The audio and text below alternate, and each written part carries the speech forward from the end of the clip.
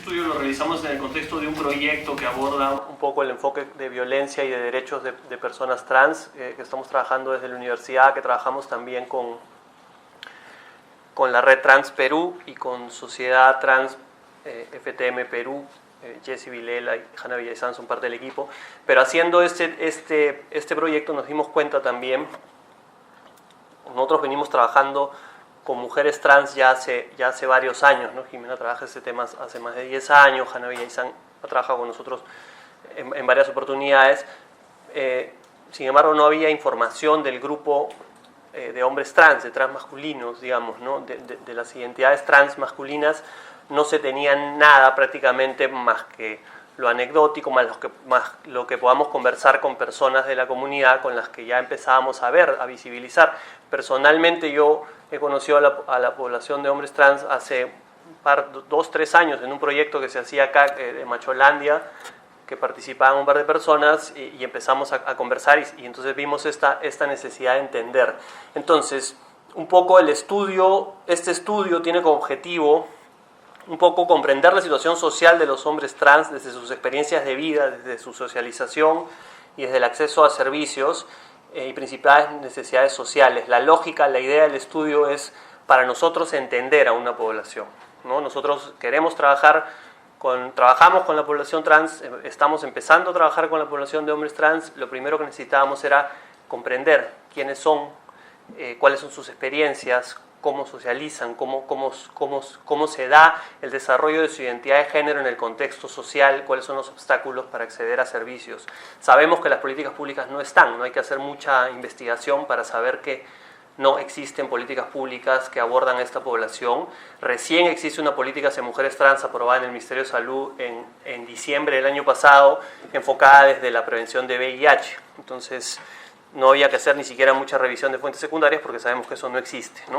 Entonces, en ese sentido y bajo ese objetivo es que diseñamos un estudio que si bien es de métodos mixtos, en realidad principalmente es un estudio cualitativo, ¿no? Y personalmente, bueno, Jimena es antropóloga, pero quien les habla, yo trabajo más desde la epidemiología, trabajo más desde lo cuanti. Sin embargo, para este caso creo que es mejor empezar con lo cualitativo, con preguntas más abiertas, con la posibilidad de entender un poco mejor y luego ya podemos movernos a nivel poblacional, ¿no? A veces uno pone números y los números de alguna forma cuadriculan a la población, pero luego no te da la posibilidad de entender ciertos matices y de entender ciertas variables. Más incluso si estamos trabajando con una población donde, como vamos a ver más adelante, la categoría viene desde afuera. La categoría hombre trans viene desde afuera. No es una categoría étnica, no es necesariamente una etiqueta, algo que salga desde la misma identidad cultural de la población, sino tiene un uso y además sigue un patrón de conocimiento que sigue ciertas reglas hegemónicas políticas de norte-sur, que bueno, eso lo vamos a discutir un poquito más adelante. Entonces, un poco en este caso la pregunta era abierta y era para poder comprender esto. ¿Quién es la población de estudio? Yo voy a hacer una descripción de la metodología, porque en este caso es importante saber también qué hemos hecho y cómo lo hemos hecho, para saber cuáles son las limitaciones de lo que estamos diciendo, de nuestros resultados, ¿no? Y eso lo vemos desde el lado de investigadores. Entonces, la población eran personas mayores de 18 años, de sexo asignado mujer, ¿no? Con eso nos referimos al sexo que se le asigna a la persona al nacer, que suele ser genital, ¿no? O sea, el sexo tiene un componente gonadal, tiene un componente cromosómico, pero en este caso es lo genital. Y que tienen un sentimiento o expresan una identidad de género masculina o hacia lo masculino, independientemente de cualquier proceso de transformación corporal. O sea, estamos hablando de personas que tuvieron un sexo biológico asignado al nacer. Voy a agarrar esto. Como mujer y que tiene una identificación o un sentimiento de su identidad de género hacia lo masculino. Ya que hayan pasado por algún proceso de transformación es secundario para que las personas sean incluidas en el estudio, ¿ya? Y en este caso, ¿quién hacía la evaluación? La misma persona, ¿no? Entonces, esa era un poco la población de estudio. ¿Qué cosa hicimos? Bueno, reclutamos a las personas vía pares, o sea, personas de la comunidad reclutaban a sus pares, personas que se reconocen a sí mismos como hombres trans reclutaban a otros, les pasaban la voz para participar, y también vía Facebook, en algunos grupos que existen de la comunidad de hombres trans, se pusieron unos avisos, las personas que se interesaban se ponían en contacto y se les ofrecía la participación, ya sea en los grupos focales o en las entrevistas. Empezamos el estudio con grupos focales, con 4 grupos focales, entre 8 a 10 participantes, que nos daban un poco, que indagaban un poco sobre temas en relación a su identidad, a la familia, al trabajo, a la escuela, al acceso a algunos servicios. Luego hicimos un primer barrido, digamos, de la información, empezamos a ver qué temas habían salido y adaptamos un poco las guías de entrevista para poder profundizar algunos aspectos, especialmente los relacionados a identidad, especialmente a los relacionados un poco a socialización con la familia, en la escuela, a través ya de entrevistas personales, ¿no? Entonces hicimos al final, hicimos 4 grupos focales y hicimos 10 entrevistas en profundidad. Y a las personas que participaban se les aplicaba una encuesta breve, sociodemográfica, un poco para tener datos de quiénes eran las personas que estaban participando en el estudio, ¿no? Y al análisis de la información, bueno, con un software estadístico para ver las encuestas, y para lo que es los grupos focales, básicamente, una vez que teníamos toda la información transcrita, se leen, se generan unos códigos, esos códigos se aplican al resto de la información, ¿no?, consensuados por los investigadores, y luego van saliendo ya temas, y esos temas se van relacionando para construir un poco lo que le vamos a mostrar ahora, ¿no? Bueno, el protocolo fue aprobado por el Comité de Ética de la Universidad con la idea de garantizar también que siguiéramos con todas las normas de ética cuando uno hace una investigación con personas. La participación fue confidencial, ¿no? Todos los nombres que se recogieron, si es que serán mencionados en las entrevistas, se borran a la hora de transcribirlas. Y bueno, esto siguió el Comité de Ética de la Cayetano y del Instituto Fenway de Estados Unidos. Entonces, vamos a presentar los resultados. Bueno, el trabajo de campo se hizo entre agosto del 2016 y enero del 2017. Y al final, como les dije, son 4 grupos vocales, 10 entrevistas y un total de 46 participantes únicos, ¿no? O sea, 46 participantes que respondieron a la encuesta. Entonces, esto es un poco para describir quiénes han sido la población que ha participado en nuestro estudio. Estos datos, por si acaso, no son datos poblacionales. O sea, si acá sale que el 25% tiene secundaria completa, esto no quiere decir que el 25% de todos los hombres trans de Lima tienen secundaria completa. Porque esto es una encuesta que se le aplicó a los que participaron acá. Ya no es una encuesta representativa ni eso. Entonces, eso de todas maneras siempre es bueno hacer la salvedad porque a veces los números son un poco caprichosos y uno los repite y a veces tiene unas lecturas un poco cegadas, ¿no? Entonces, el rango de edad de la gente que participó entre 18 y 48 años, ¿no? Todos tenían que ser mayores de 18 por comité de ética, no podían participar menores de edad. Y el promedio era 25 años, ¿no? La mediana es 24 años.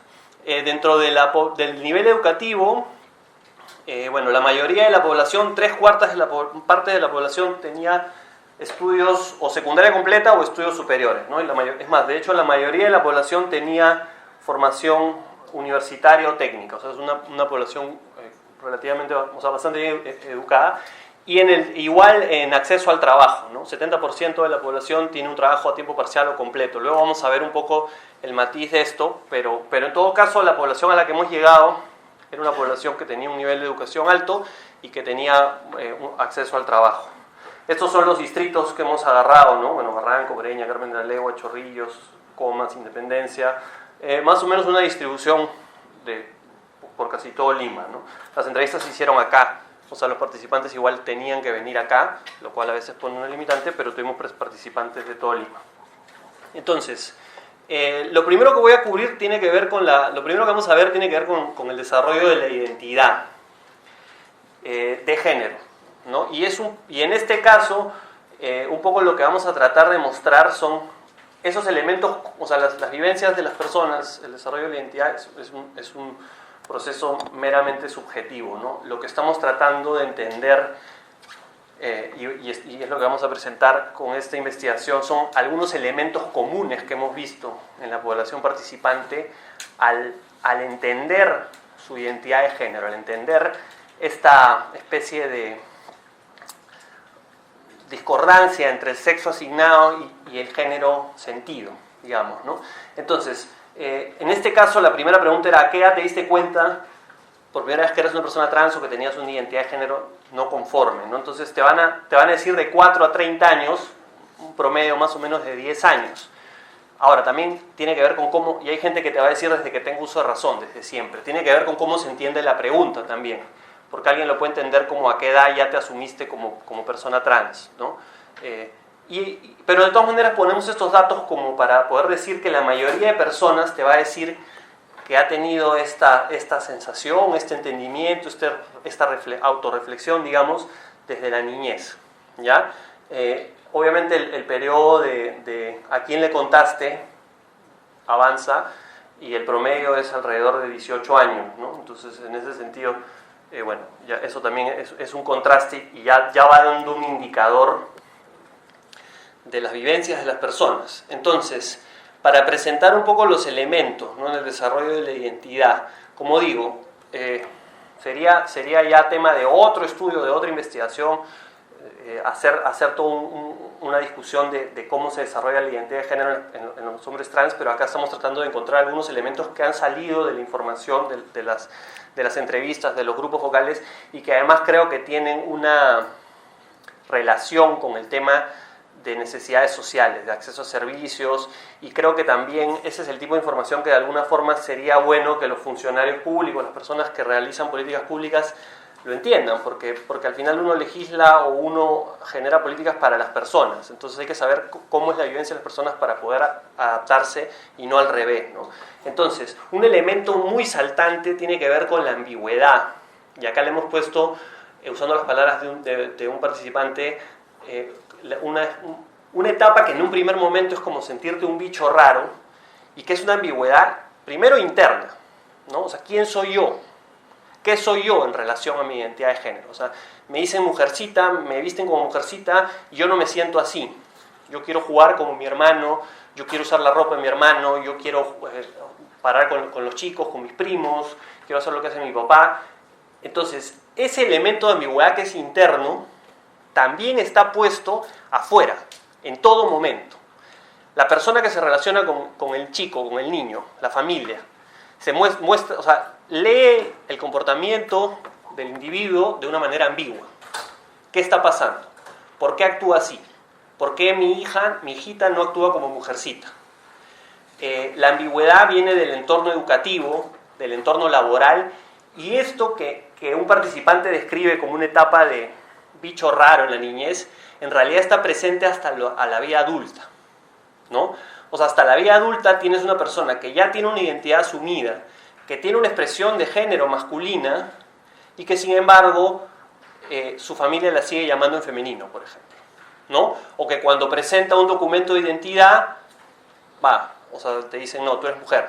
Entonces, todo ese trabajo que la persona había hecho un poco en entenderse y en desarrollar su identidad de género, tiene una limitante y siempre se lo está confrontando y siempre se está poniendo en duda. Por eso lo mencionamos como ambigüedad. Otro elemento es que, sin embargo, a pesar de eso, las personas llegan a ser quienes quieren ser, quienes sienten que son, ¿no? Salen del closet o desarrollan su verdadero yo, ¿ya? Entonces, por ejemplo, ¿no?, en esto que decía, hay una persona que dice, ¿no?, yo decía, yo tengo algo, a mí me pasa algo, ¿qué me está pasando? Ya no debo ser así, ¿no? Entonces, este tipo de sensaciones ya además nos va indicando la importancia de un contexto, en este caso un contexto que no está preparado para entender a una persona que tiene una identidad trans, ¿no? Porque la persona se empieza a sentir sola, no entiende lo que pasa y, digamos, su entorno inmediato tampoco le da una contención, ¿no? Entonces, este participante también describe ya como en un momento no aguanta y se corta el pelo, ¿no? Y entonces esa es una primera transgresión con la familia. En el caso de esta población, si hacemos el contraste, por ejemplo, con la población de mujeres trans, muchas de las historias de vida de mujeres trans es una historia de exclusión. Entonces, en algún momento, cuando la persona quiere ser, rompe con la familia y se va. Y tiene una comunidad muy marginalizada, pero tiene una comunidad que la soporta, con modelos, con cultura, con espacios geográficos en la ciudad. En el caso de los hombres trans, no. O sea, la persona no entiende y se va aislando y va formando barreras y va procesando esta especie de ambigüedad o esta especie de doble lectura de quién es y esta especie de doble lectura desde afuera siempre hacia adentro, ¿no? Y eso es algo donde la desinformación también es muy importante. Este participante lo describe de una forma bastante conmovedora, ¿no? Me sentía Pinocho, que no podía ser nunca, ¿no? Que siempre me iba a quedar así. O sea, el participante sabía quién era, ¿no? O sea, esa persona sabía quién era, sabía qué quería hacer, pero no podía. No podía porque ese participante, incluso su familia era una familia cristiana, ¿no? Y describe cómo salía del colegio salía de la casa con los faldones y abajo tenía jeans, tenía shorts, no iba encontrando una serie de estrategias para luego fuera de su casa ser quien era.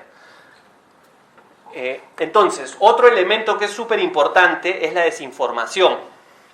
La desinformación de la persona, que lo lleva muchas veces a confundir orientación sexual con identidad de género, ¿no? O sea, ante esta definición de quién soy, siempre se recurre un poco al tema de la atracción sexual. Me gustan las chicas, entonces soy lesbiana.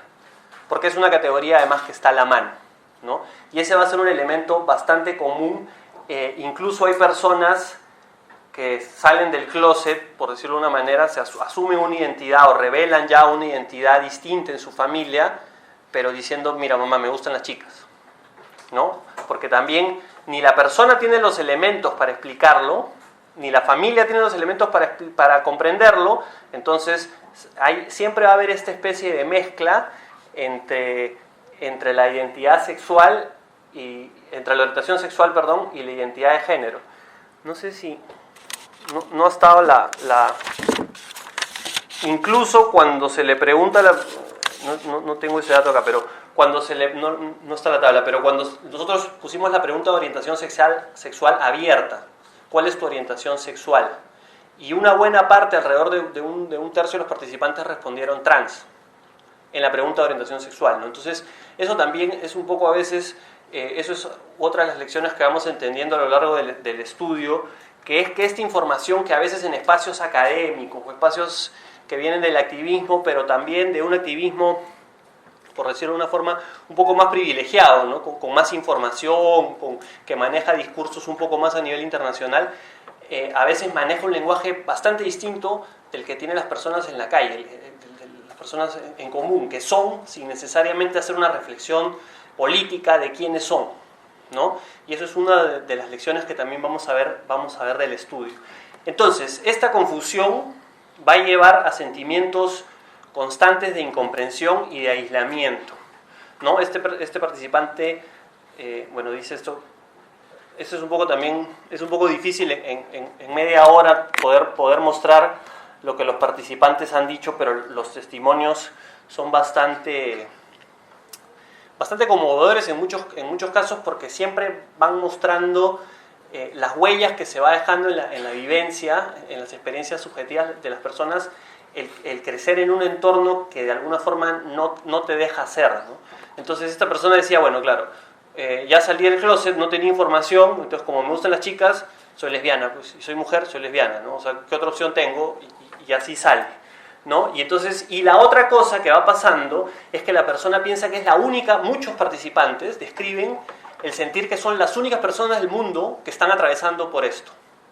Ese es un contraste muy grande con lo que mencionaba. No es porque tengamos que comparar hombres con mujeres trans, pero nosotros que trabajamos, o sea, a mí lo primero que me llamó la atención es eso. La población de mujeres trans vive en una gran exclusión social, pero tiene un entorno, digamos, tiene una red de soporte, de modelos, de cultura, que no la tienen los hombres trans. Y empiezan a aislarse, incluso para muchos chicos, cuando descubren por internet, que esa es otra de las sensaciones, empiezan, o sea, es un descubrimiento de decir, no soy el único, no soy la única persona que está viviendo lo que estoy viviendo yo, ¿no? Y entonces, obviamente, este sentimiento de aislamiento te deprime, pues, y te lleva a circunstancias. Esta persona narra el haber intentado suicidarse, ¿no? Episodios de depresión, episodios de no querer salir.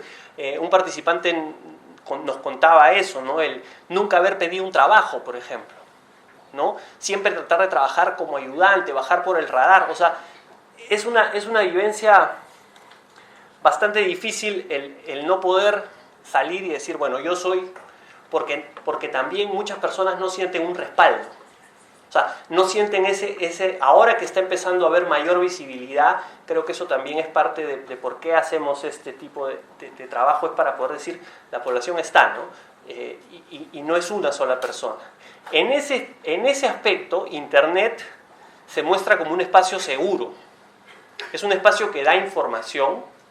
Muchos chicos relatan cómo empezaron a encontrar en Internet, por ejemplo, la palabra trans. Cómo llegan a la palabra trans. Un participante describe que puso en Google, ¿no? Hombre en cuerpo de mujer, quiero ser hombre, y ahí va llegando a trans y dice, oye, esto encaja con lo que yo estoy viviendo. Y ahí llega un video de YouTube donde alguien está describiendo quién es, cómo ha pasado por un proceso de hormonización, llega a un grupo de Facebook. Otro participante, por ejemplo, narraba cómo a través de uno más chico, ¿no? Que para mí incluso ya Tumblr no es una red a la que yo estoy familiarizado, pero por Tumblr llega a un grupo de personas deprimidas, ¿no? Y ahí encuentra otros amigos, se contacta con uno, encuentra un grupo de WhatsApp y tenía una red de soporte. Ahora, lo raro es que la persona, lo raro ahí, lo doble, es que si bien es un soporte virtual, porque la persona se encerraba en su cuarto todas las noches a hablar con sus amigos, que lo ayudaban, pero eran amigos por Internet en otros países, ¿no? Entonces, sin embargo, ahí Internet suple o tiene un rol de soporte en los hombres trans que es bastante común en muchos de los participantes que hemos visto. Otro elemento en el tema de identidad que también es importante mencionar es el de anticipación y de ansiedad. ¿Y a qué nos referimos con esto? Por ejemplo, ¿no? Son muchos los participantes que narran por el famoso tema del DNI. Siempre uno tiene que estar viviendo a la defensiva. Tú tienes ya una expresión de género masculina.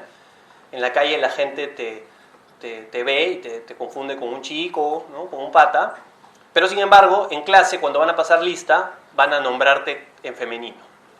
Entonces la persona tiene que llegar el primer día del semestre tempranito, hablar con el profesor y explicarle. Con suerte el profesor entiende y lo llama por su apellido o lo llama por el nombre que la persona quiso. Para mala suerte no entiende y lo llama con los dos nombres y el segundo apellido completo.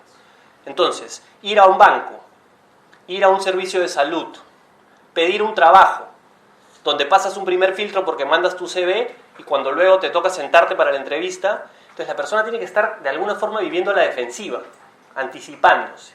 Y esto muchas veces continúa, como digo, incluso cuando la persona ya asumió su identidad, ya tiene una expresión de género conforme, ya se siente libre, siempre afuera le están diciendo no.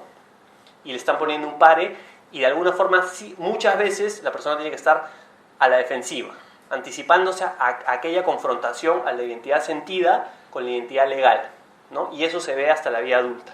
Y en ese aspecto otro elemento común es la resiliencia, ¿no? O sea, las personas luchan, las personas se expresan y viven, pues, y se organizan y ahí están, ¿no? Esta cita es un poco cuestiona, por ejemplo, ¿no? Yo nunca me identifiqué como mujer, jamás me he identificado como mujer, y no porque me gusten las cosas masculinas, ¿no? Yo no soy el tipo más masculino del mundo, soy muy delicado y hasta me fastidian por eso. Si eres hombre, ¿por qué actúas así? Tienes que actuar como un macho, ¿no? Y dice, yo no tengo por qué actuar. Y creo que de alguna forma también resume en todo este contexto ahora del tema del género, de la ideología del género. O sea, las personas son, y este tema que a veces lo tratan de encasillar y categorizar, no da, pues. Y creo que cuando uno conversa con personas trans, se da cuenta de las limitaciones de un binario, de las limitaciones de los roles de género y de cómo muchas personas quedan fuera.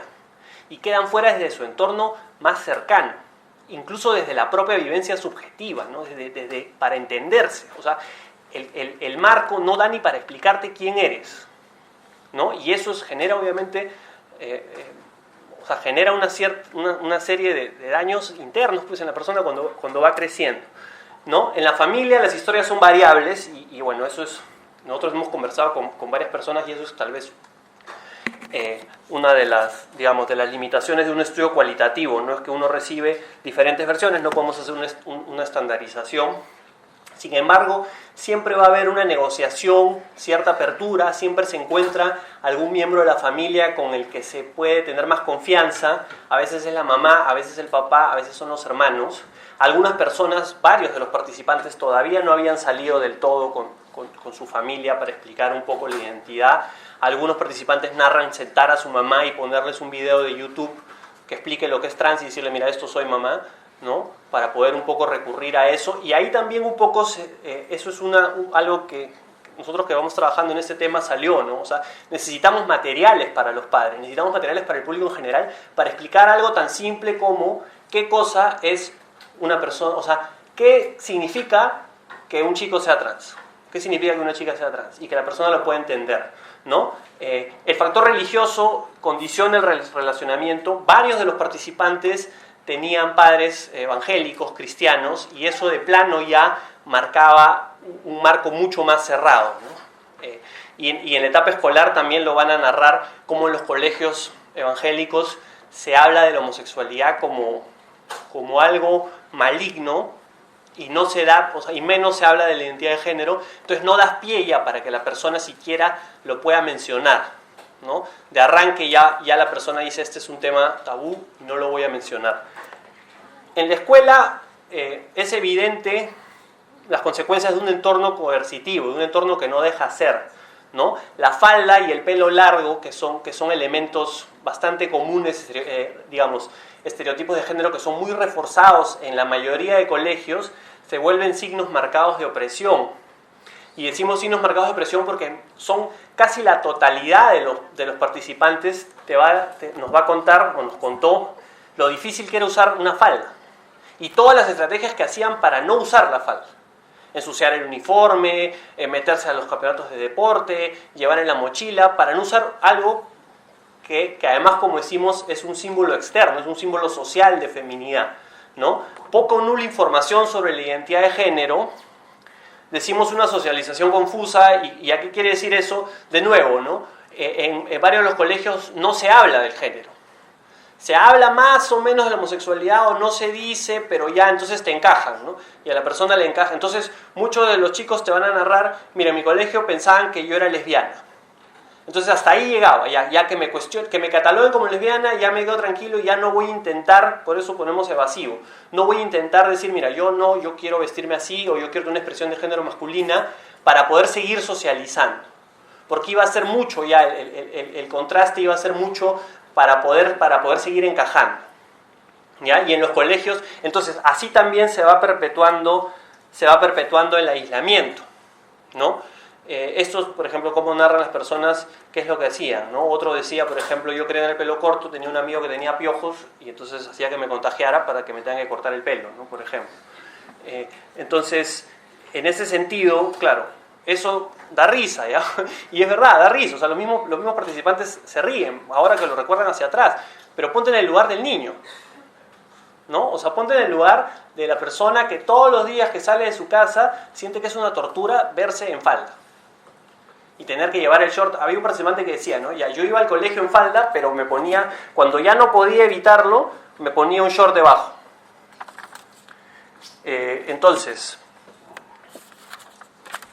vamos a seguir avanzando. DNI, identidad de género, bueno, eso está bastante claro, ¿no? Siempre es tedioso hacer un trámite, la identidad legal es un lastre, pues.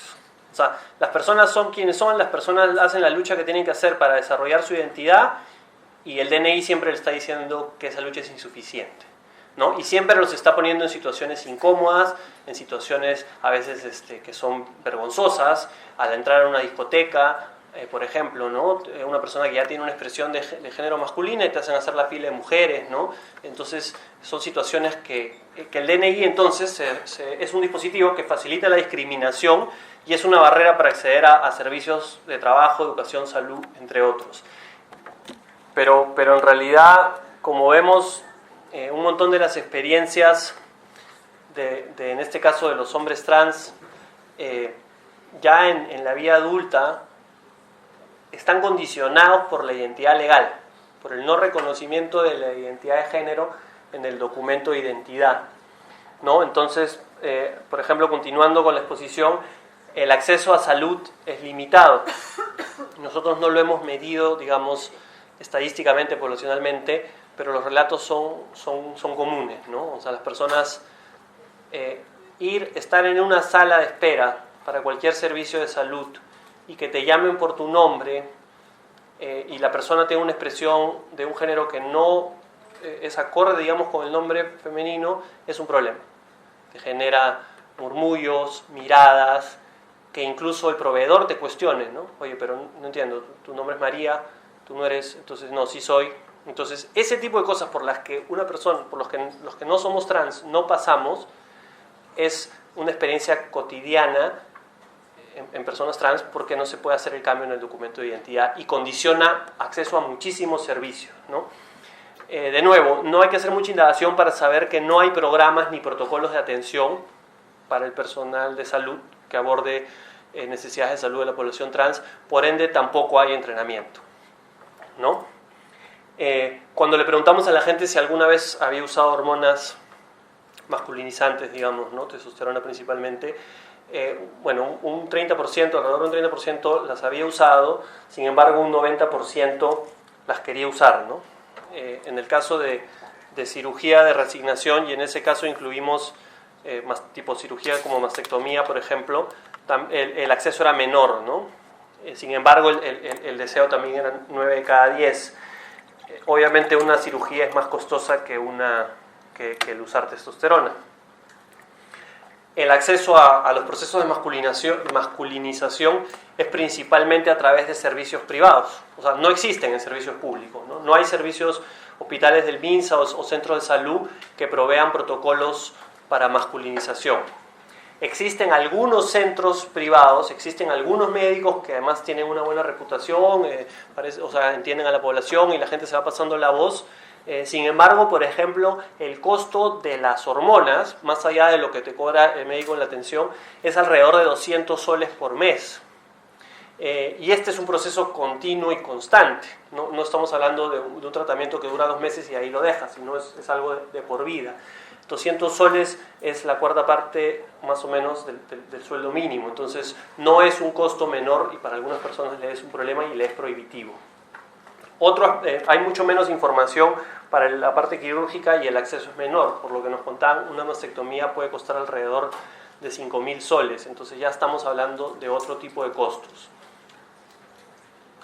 El Ministerio de Salud, como dijimos, aprobó una norma técnica de atención para mujeres trans en relación al VIH, donde tiene ya protocolos para aplicación de hormonas femeninas, ¿no? Tiene los protocolos, no tiene un programa que esté implementando ni está cubriendo los costos, pero para el caso de hombres trans no hay, ¿no? Y eso también es una urgencia y es algo que tiene que haber. El otro tema es el tema de ginecología, por ejemplo, la atención ginecológica. No es una necesidad, digamos, no es percibida por muchos de las personas que participaron en el estudio como una necesidad. No es algo que, te van a decir que te gustaría en el acceso a salud, te dicen lo de las hormonas, pero no te dicen la parte ginecológica. Sin embargo, obviamente es parte de la atención en salud. Ahora, ahí hay una doble, además una doble barrera. Además de la barrera ya existente de acceder a un servicio de ginecología, como la tiene cualquier otro servicio de salud, que es lo que hemos mencionado, del condicionamiento del DNI, la experiencia de discriminación, el personal no preparado. En el caso también del uso de un servicio ginecológico hay una confrontación entre la identidad, digamos, y la genitalidad, ¿ya? Y esa confrontación es tanto para la persona, para el paciente, por decirlo así, como para el personal, que en la mayoría de los casos tampoco está preparado, ¿no? Solo ha habido un participante que relató haber tenido una relación muy empática con su ginecóloga, que su ginecóloga incluso se dio el trabajo de leer un poco más, de darle consejos en su transición, de educar al resto de sus proveedores, pero el resto no. Y entonces un participante lo describe así, ¿no? O sea, sería un problema al decir tu nombre, ¿para qué está yendo un ginecólogo si ya me ven como hombre, ¿no? ¿Qué le voy a decir al ginecólogo? No están capacitados, ¿no? Entonces, como que toda esa ansiedad de ir a un doctor que realmente necesito. Entonces, de nuevo, un ejemplo de algo que una persona que no es trans no se cuestiona. Yo quiero ir al médico, saco una cita y voy.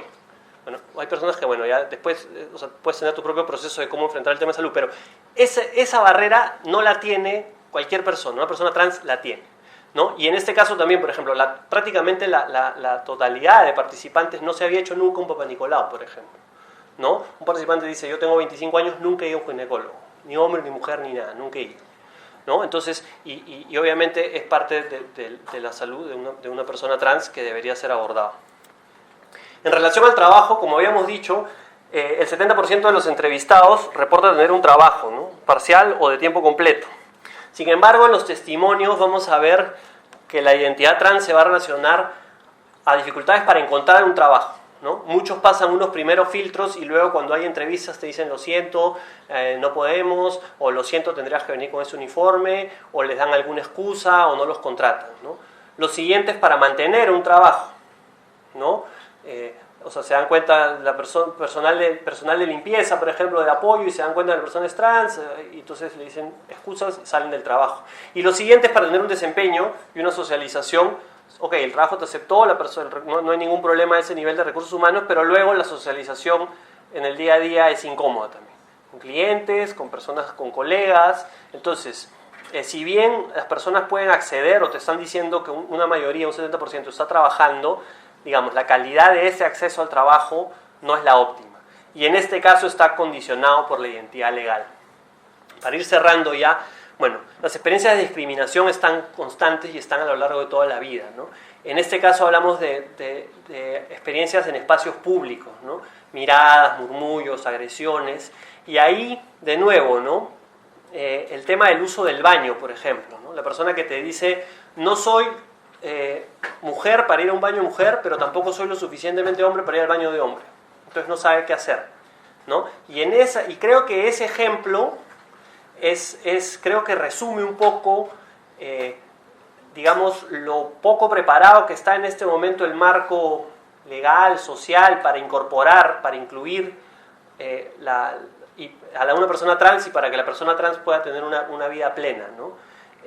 Y en ese sentido también, bueno, los participantes describían algunas experiencias y había un conocimiento no muy grande de dónde acudir o qué hacer, ¿no? Creo que eso también tiene que ver más con población general. La mayoría de personas no reporta o no confía mucho en el sistema, que el sistema pueda responder a cuando hay los problemas, ¿no?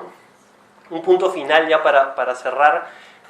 Nosotros estamos terminando un informe que es el que vamos a publicar y socializar. Una vez que esté terminado lo vamos a colgar, ¿no? Vamos a difundir la información. Entonces hemos avanzado un poco rápido con algunos de los temas, ¿no? Obviamente la información es un poco más extensa. Algo que nos llamó la atención también es un poco el tema de nombrar a la población, ¿no? El término trans no es un término que esté extendido en la comunidad. El término hombre trans menos aún, ¿no? Entonces, a mí me pasó sentarme en una entrevista y le digo a la persona, bueno, ¿y desde cuándo tú eres un...? ¿no? Entonces, le estoy explicando los procedimientos, ¿no? Para el comité de ética, para qué es lo que vamos a hacer, y le digo, no, tú eres, estamos haciendo este estudio porque es con hombres trans, y la persona pone una cara rara, ¿no? Hombre trans. Entonces, o sea, un término que nosotros damos por descontado no necesariamente está difundido en la población. Muchos de los chicos no, si bien ellos te pueden describir que desde que tienen uso de razón han tenido una identidad masculina, tienen un deseo de una expresión de género, tienen todo un tipo de construcción también, o sea, de subjetividad interna, de cómo ellos quieren vivir y expresar su género, la etiqueta no está arraigada en la población. Y entonces, términos más usados, por ejemplo, activa.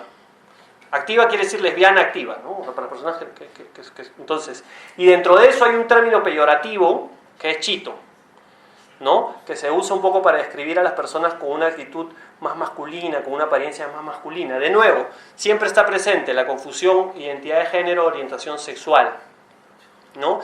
Y entonces las personas igualmente las personas van a ser quienes quieran ser y van a desarrollar su vida. El uso de estas etiquetas tiene una limitación y a veces tiene una limitación que nos desconecta. Nos desconecta desde la academia, nos desconecta desde la política, nos desconecta desde sectores más privilegiados. Cuando yo empecé a trabajar con población trans, cuando trabajamos con población trans, mujeres trans no existía. Existía travesti, que era una identidad cultural latinoamericana, digamos, que por ejemplo en inglés es peyorativa, travesti es un insulto, pero que sin embargo había una reivindicación de la comunidad latinoamericana, mira, esto es una identidad, ¿no? Y luego se empezó a usar mujer trans, se volvió el término políticamente correcto. Sin embargo, yo no voy a ir a hablar con una persona. Luego nosotros en esa época hicimos un estudio para ver otros temas, pero la mayoría de la población se seguía llamando a sí mismo homosexual. Y usaba la palabra travesti, que era la palabra que, bueno, era el término más émico, el término más de los pares. Entonces yo no le tengo que imponer la etiqueta de mujer trans a alguien, por ejemplo. Sin embargo, si yo uso ese término, hemos venido acá a hablar con las mujeres trans, yo me voy desconectando. Me voy desconectando de las personas que supuestamente estoy queriendo entender y con las que quiero trabajar. Entonces, eso un poco lo ponemos como salvedad, porque al hacer este estudio, ese concepto de hombre trans que uno tiene, que uno usa, que en teoría es el término correcto, todavía no está necesariamente difundido en la población. ¿Está difundido entre la academia? Sí. ¿Tiene una utilidad para las políticas públicas porque hay que nombrar a las poblaciones? También. ¿Para hacer estudios tiene una utilidad? También. ¿Tiene una utilidad en el activismo? También.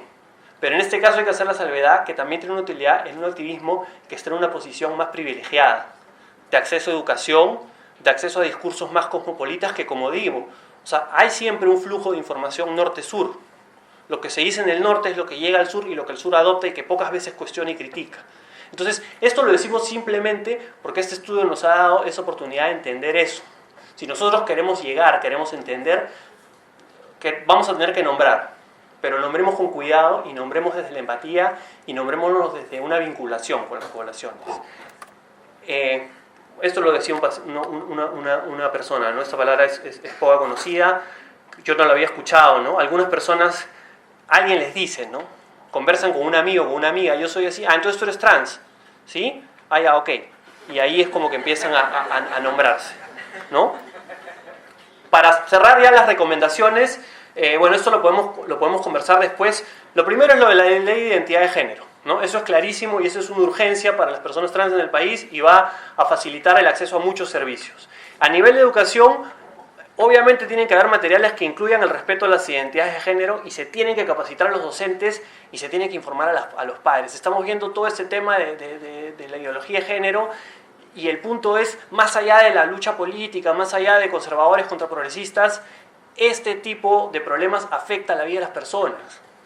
Y la vida de muchos niños puede ser una tortura, porque el entorno no lo deja hacer, porque las personas no están preparadas, porque al niño se le ponen las barreras, porque se le va marginando, ¿no?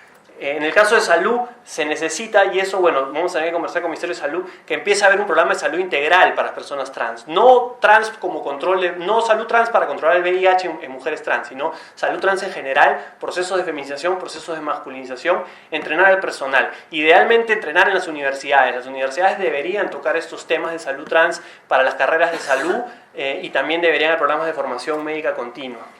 A nivel de la comunidad, bueno, reconocer a la población, reconocer al colectivo. Esta es una cita de la última entrevista que hicimos para el estudio y creo que la persona lo expresa bastante claro, ¿no? Yo quisiera que la sociedad tenga más conocimiento de nosotros, que nosotros existimos, que no somos uno, no somos muchos. Me gustaría que la sociedad nos conozca, nos respete, que somos seres humanos, que somos iguales, que el tabú ya fue, ¿no? Que necesitamos respeto y necesitamos nuestra identidad. Entonces, nosotros hemos querido con este estudio hacer una sistematización de algunas vivencias de los hombres trans, principalmente para nosotros, para poder trabajar en este tema y para los decisores. Nosotros no estamos para hablar por la comunidad, no somos miembros de la comunidad, ni somos quien para decirles a las personas cómo viven su vida, cómo deben nombrarse, qué deben hacer, ¿no?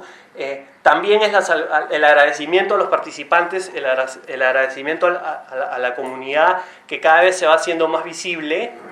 En la mesa no hay un hombre trans hoy día, y eso fue algo que luego fue como, ¿por qué no hay? Pero bueno, también en este caso es porque estamos haciendo esta presentación desde la academia, desde un espacio más académico. Se va a abrir luego el espacio para preguntas y cualquier comentario, crítica, cualquier tipo de intervención.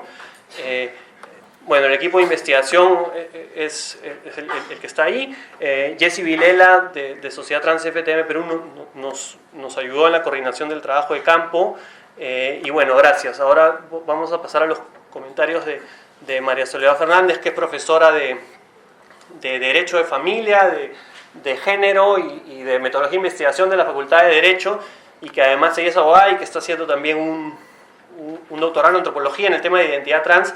Vamos a sentarnos en la mesa, vamos a hacer algunos comentarios y luego pasamos a preguntas y discusiones. Gracias.